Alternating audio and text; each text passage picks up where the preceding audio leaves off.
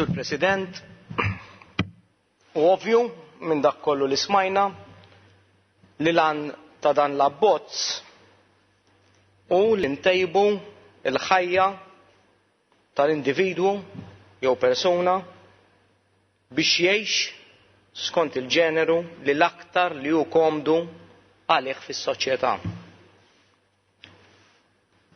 L-għażla tal-ġeneru mhix hekk kombinazzjoni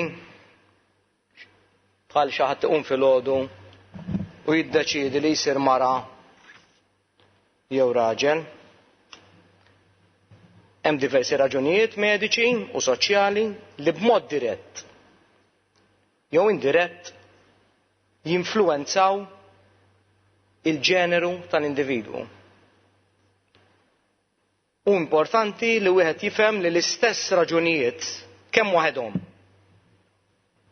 kif ukoll in combination m'għandhomx l-istess effett fuq individwi differenti. Anki jekk stess għandhom l-istess kompożizzjoni ġenetika. Qed nirreferi għal tewmin identiċi. Ġifri għalkemm ikunu tewmin xorta jista' u jkunu identiċi xorta jista' iħossuhom ta' ġeneru differenti. Għalhekk hemm spektrum sħiħ jew varjazzjoni kbira tal-outcome ta' diversi raġunijiet fuq individwi differenti. One end of the spectrum hi meta individwu jasal biex jagħmel surgical reassignment. U surgical reassignment hija biss naħa estrema ta' dan l-ispektrum. Infatti r-riċerkaturi li l-gender identity tifforma sal-età ta' 3 snin. Il-proċess ta' kif wieħed jistabbilixxi dak li jkun qed iħoss jintemm jew ikun komplet sal-età ta' 6 snin. Diffiċli biex dan jinbidel wara din l-età, ġifieri wara l-età ta' 6 snin. Riċerka li għad trid tiġi ppubblikata fil-Journal Psychological Science fl-edizzjoni li jmiss turi li gender identity ta' tfal transgender imiżmuma u konsistenti u mhix ir-riżultat ta' konfużjoni kif ħafna kienu jaħsbu. Dan ġie ikkonfermat kemm b'implicit kif ukoll b'explicit analysis ta' dawn is-sitwazzjonijiet. Ma teżistix kawża waħda, iżda ħafna paths, modijiet u ħafna esperjenzi uniċi. Wieħed irid jifhem li l-ġeneru mhux bil-fors, anzi jista' ma jirriflettix is-sesswalità. Jiġifieri għalkemm il-persuna tkun fiżikament maskili b'gender identity femminili, xorta jista' jkollha orjentazzjoni omosessuali, jiġifieri tkun fiżikament raġel, tħoss li hi mara, iżda mbagħad xorta tkun trid relazzjoni ma' mara. Dan qed ngħidu l-ewwel biex wieħed jifhem il-komplessità ta' dan l-avveniment. U t-tieni għax is-sesswalità u l-ġeneru huma kkontrollati minn partijiet differenti tal-moħħ.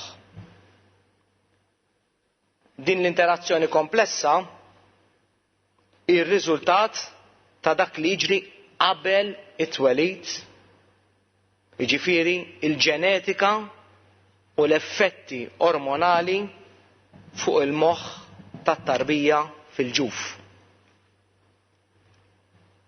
L-espressjoni ġenetika tista' wkoll tvarja ħafna u ma tagħtix dejjem l-istess riżultati. Jista' jkollok jista' jkollok kompożizzjoni ġenetika maskili, ħankun ftit akademiku, XY chromosome, iżda fiżikament il-persuna ikollha aspett esterjuri femminili. Qed nirreferi għall-androgen insensitivity syndrome jew testicular feminization syndrome.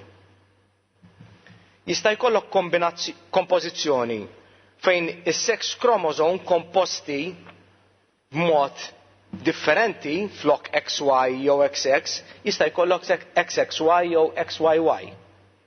U wkoll dawk li jistgħu jkunu mosaics, jiġifieri taħlita u combination ta' kemm XY kif ukoll XXY jew nkella varjazzjoni differenti u jkollok iktar minn combination waħda ta' sex chromosomes fl-istess persuna.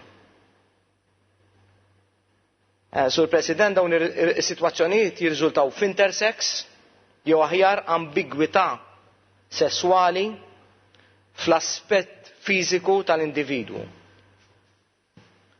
Tali ċirkostanzi toħloq diffikultà medika u soċjali biex jiġi stabbilit il-ġeneru tal-individwu.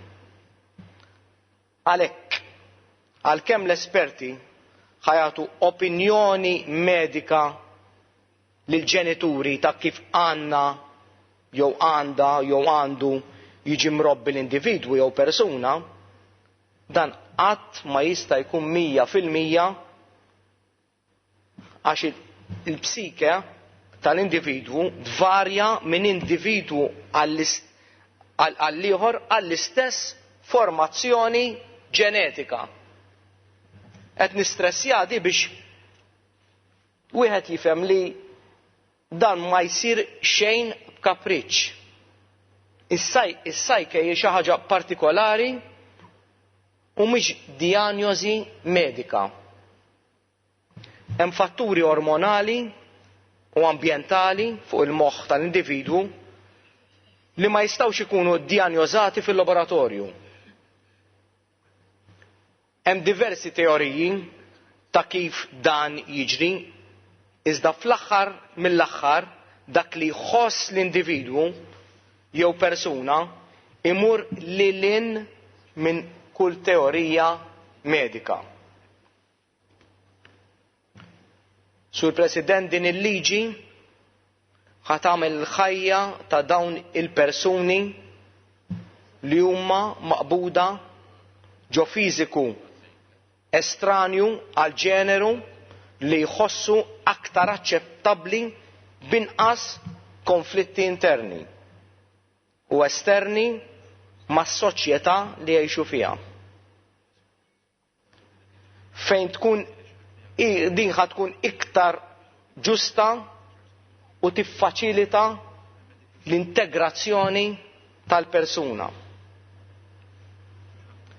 Sintendi, dan kollu li qed ngħid irid ikun f'qafas legali u għall-użu ta' nies ta' rieda tajba kif ġa ċenna l-kollega tiegħi Luciano Busuttil.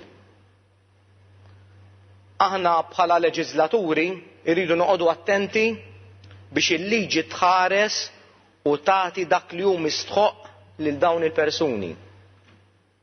Iżda fl-istess ħin il-liġi trid tara li ma jkunx hemm min jista' b'xi mod jagħmel użu ħażin minn din il-liġi għal skopijiet ulterjuri.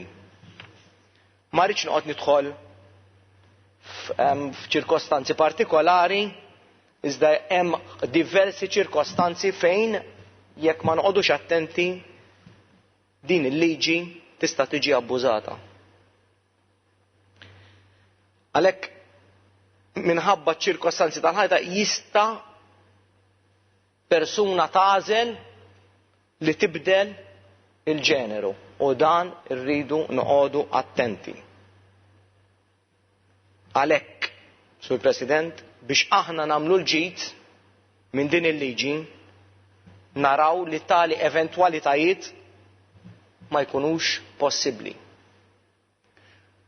Fisem kemm bħala tabib kif ukoll bħala politiku, fisem dan nies b'dawn id-diffikultajiet nixtieq nirringrazzja lill-Ministru Elena Dalli li resqet dan l-abbozz li jista' jagħmel ħafna ġid.